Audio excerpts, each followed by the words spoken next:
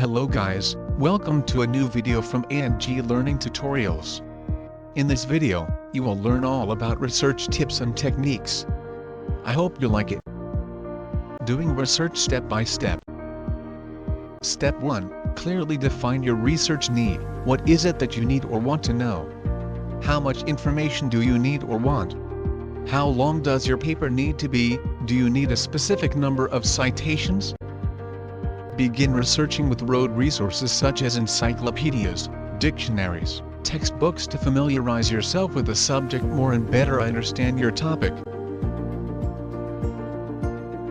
Step 2. Begin your search. Use the library website to locate books, journals, magazines, newspapers, and media available in your library and in other Michigan libraries.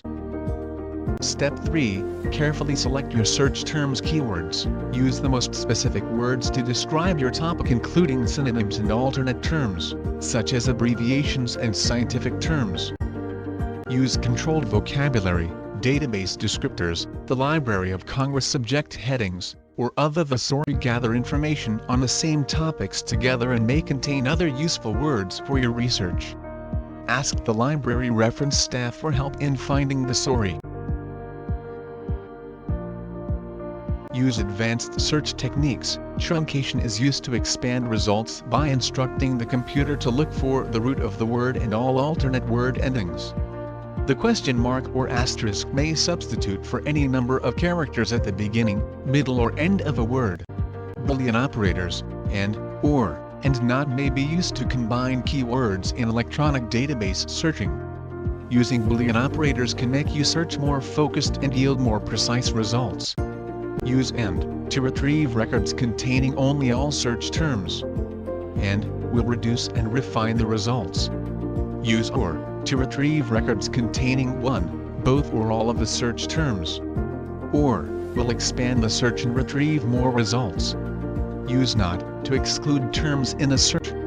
Be cautious when using NOT, useful search results may be omitted.